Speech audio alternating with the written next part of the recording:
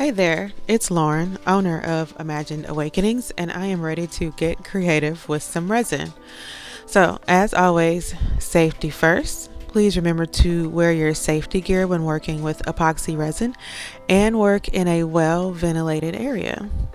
Okay, so in this video, I worked on several different pieces.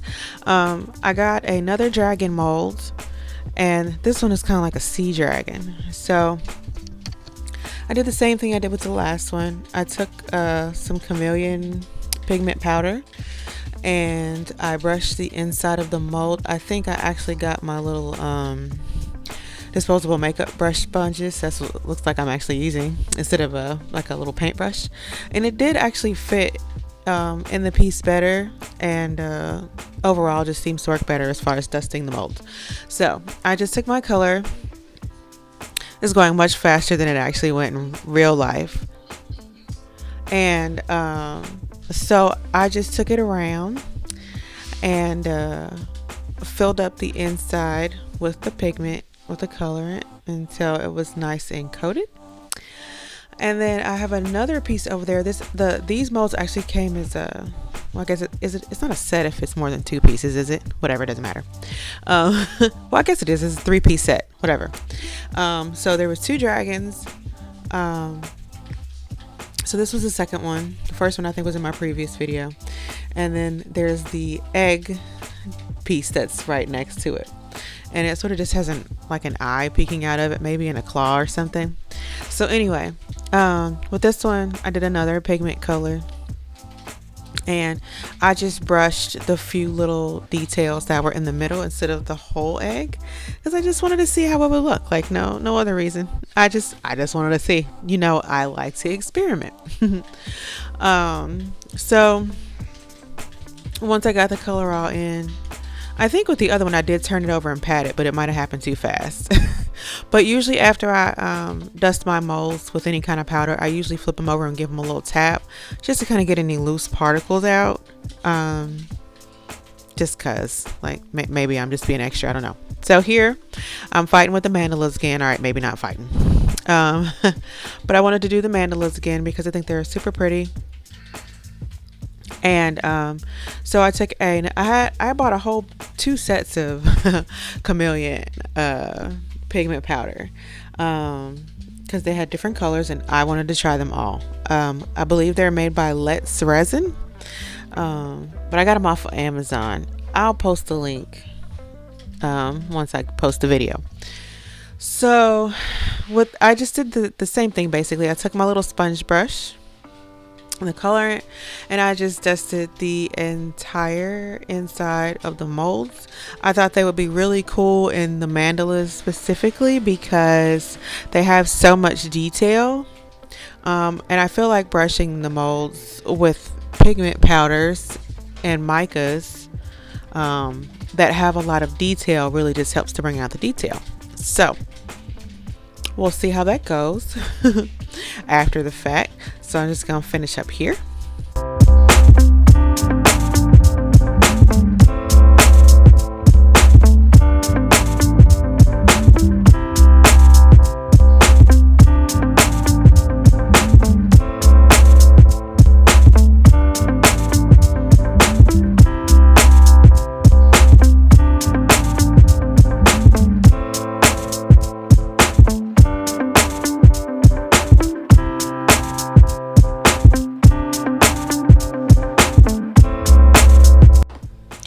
Alright, so I got all of them dusted. I only made you sit through one of them because it took forever to dust all 4 of those. But they're all done. And now I am pouring my 2 parts into my cup. So I usually warm up my resin slightly in the sink. I usually have a sink full of warmish water, and I put both jugs in there to warm them up. And then I pour. So I also usually pour part A into part B, as in I pour part B first. It's more fluid and looser, and it's actually the recommendation of the manufacturer. At least it's on the bottle, so I'm assuming it's the manufacturer. But they say to pour the thicker part into the looser part, as it makes it easier to combine and have less bubbles. I feel like I have found that to be true. Just having it warmed in general seems to cause less bubbles. Because before I started doing that, there had been times when the resin had just been cold, and it just did not mix as well and was super bubbly. Like, whoo. So anyway. Then according to the instructions, you stir for 5 or 6 minutes. So I stirred for 5 to 6 minutes. I usually put a timer on, like my microwave. I was gonna say microphone. Okay, microwave. And I typically stir till it's done. I scrape the sides and the bottom just intermittently as I stir, just to make sure it's fully incorporated, and everything is combined. That's what fully incorporated means, isn't it? Sorry. Anyway, so when it starts to get that clear look, you know you're done or pretty much done. So I just like to make sure, nobody wants uncured resin, right? It'd be a complete waste. Okay, so anyway, I think I'm getting to the end of the mixing here. Perhaps, maybe so. Hopefully. It seems like I've mixed forever. In real life it was 5 or 6 minutes. Okay, I'm done. I was eyeing it to make sure it was done. So usually I don't color the whole entire batch or whatever, but I dusted every mold, and so I just colored all of the resin. A lot of suggestions say to just color it a dark or a black color. Of course, I guess if it's already a dark color, you could go with a white. But you're looking for the contrast there, I believe. This is my understanding.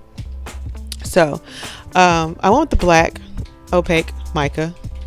I have tons of micas for all kind of various things. And so I stirred all the color in, and I'm just going to pour this specific this resin, the black resin, into every mold. It's rare that I do that, but I just wanted to test it out. So every mold got the same black mica colored resin. I don't know if there's other colorants that would be better suited for it, but I felt like it turned out just fine using the black.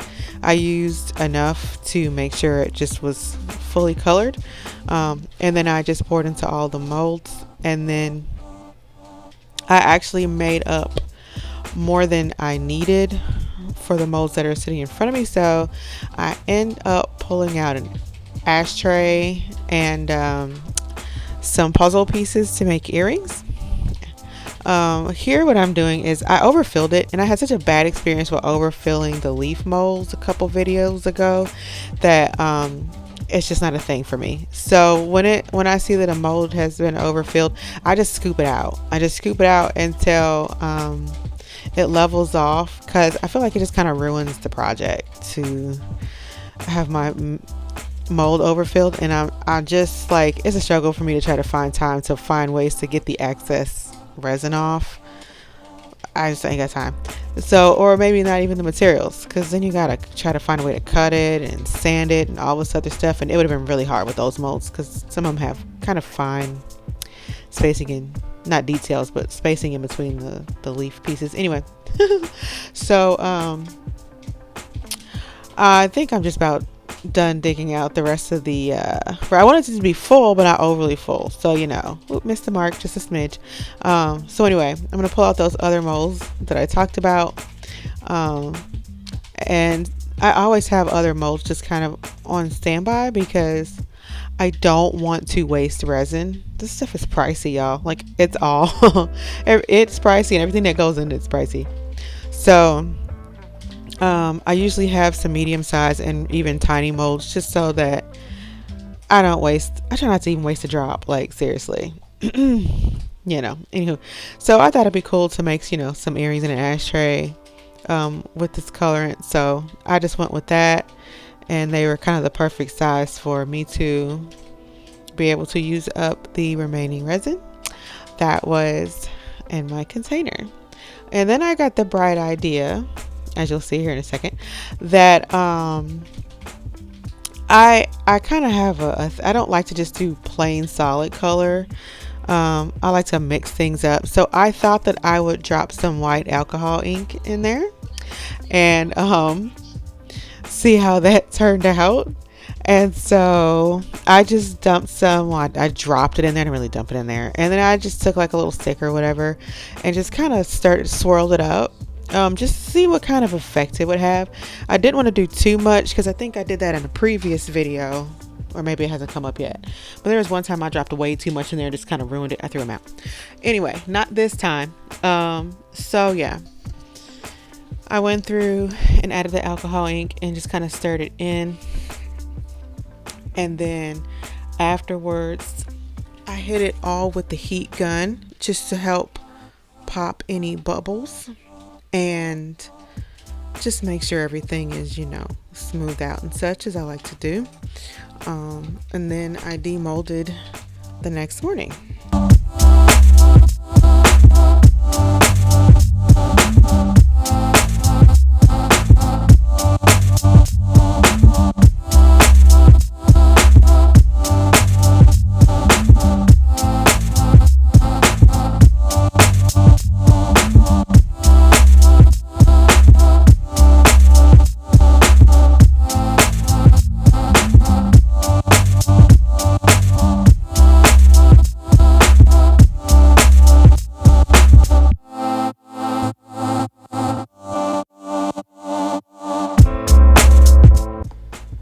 Alright, so the next morning, time to demold.